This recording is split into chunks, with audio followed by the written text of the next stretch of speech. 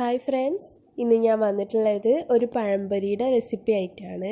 പഴംപൊരി ഇഷ്ടമില്ലാത്തവർ വളരെ കുറച്ചേ ഉണ്ടാവുള്ളൂ അല്ലേ. അപ്പോൾ ഇന്ന് ഞാൻ മൈദയൊന്നും ചേർക്കാണ്ട് നല്ല അടിപൊളിയായിട്ടുള്ള ഒരു പഴംപൊരിയാണ് ഇന്ന് തയ്യാറാക്കുന്നത്. അപ്പോൾ നമുക്കിത് എങ്ങനെ തയ്യാറാക്കാമെന്ന് നോക്കിയാലോ. നേരെ വീഡിയോയിലോട്ട് പോവാം. അപ്പോൾ നമ്മുടെ ഈ പഴംപൊരി ഉണ്ടാക്കുന്നത് പച്ചരിയുടെ പൊടി കൊണ്ടാണ്. അപ്പോൾ ഞാനൊരു മിക്സിയുടെ ജാറിലോട്ട് 1 കപ്പ് പച്ചരിപ്പൊടി എടുത്തിട്ടുണ്ട്. വറുത്തതോ വറുക്കാത്തതോ ഏതും എടുക്കാം കേട്ടോ. ഇത് വറുത്തിട്ടുള്ള പൊടിയാണ്. ഇനി ഇതിലോട്ട് നമുക്ക് 1/4 ഗ്ലാസ് ചോറ് ഇട്ട് കൊടുക്കാം. അതായത് നമ്മൾ അരിപ്പൊടി എടുത്ത സെയിം അളവിൽ 1/4 ഗ്ലാസ് ചോറ് ഇട്ട് കൊടുത്തിട്ടുണ്ട്. ഒരു നുള്ളു ഉപ്പ് കൂടി ചേർത്തിട്ട് നമുക്ക് ഇതിലോട്ട് പാകത്തിന് മധുരം കൂടി ചേർത്ത് കൊടുക്കാം. ഇനി നമുക്കിതിലോട്ട് ഒരു മുട്ട പൊട്ടിച്ചൊഴിക്കാം. അപ്പോൾ ഒരു കാര്യം ശ്രദ്ധിക്കുക, മുട്ടയും ചോറും നിങ്ങൾ സ്കിപ്പ് ചെയ്യരുത് കേട്ടോ. എങ്കിലേ പഴംപൊരി നല്ല സോഫ്റ്റ് ആയിട്ടിരിക്കുള്ളൂ. ചൂടാറിയാലൊക്കെ നല്ല സോഫ്റ്റ് ആയിട്ടിരിക്കുള്ളൂ. പിന്നെ പാകത്തിന് വെള്ളവും കൂടി ചേർത്തിട്ട് നന്നായിട്ടൊന്ന് അരച്ചെടുക്കണം. ഇനി ഞാനിത് ഒരു ബൗളിലോട്ട് മാറ്റുകയാണ്. അപ്പോൾ നിങ്ങൾക്ക് പാകത്തിനുള്ള തിക്ക് അല്ലെങ്കിൽ കുറച്ച് വെള്ളം ചേർക്കാവുന്നതാണ് കേട്ടോ. ഇനി നമുക്ക് 4 പഴമാണ് ഞാനിവിടെ എടുത്തിട്ടുള്ളത്. അതൊന്ന് സ്ലൈസ് ചെയ്തെടുക്കണം. ഞാനിവിടെ 3 സ്ലൈസ് ആക്കിയിട്ടാണ് എടുത്തിട്ടുള്ളത്.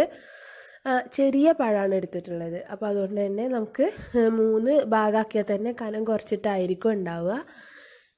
ഇതുപോലെ ഓരോന്നും ചെയ്തെടുക്കാം. ഇനി ഇതൊന്ന് ഫ്രൈ ചെയ്തെടുക്കാൻ വേണ്ടിയിട്ട് ഞാനിവിടെ ചീനച്ചട്ടിയിൽ എണ്ണ ചൂടാക്കാൻ വെച്ചിരുന്നു. ഇതിലോട്ട് നമുക്ക് ഓരോന്നായിട്ട് ഇട്ട് ഫ്രൈ ചെയ്തെടുക്കാം.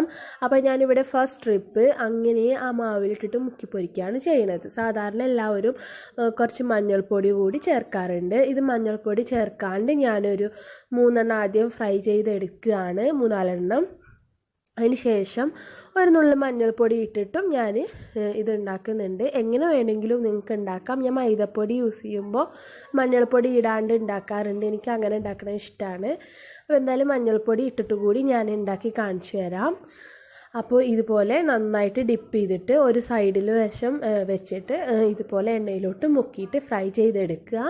ഇതിപ്പോൾ ഇതിൻ്റെ ടെക്സ്ചർ നിങ്ങൾക്ക് കാണുമ്പോൾ തന്നെ മനസ്സിലായിട്ടുണ്ടാവും എത്രത്തോളം നന്നായി വന്നിട്ടുണ്ട് എന്നുള്ളത്. നിങ്ങൾക്ക് ഇങ്ങനെ കാണുമ്പോൾ തന്നെ മനസ്സിലായിട്ടുണ്ടാവും.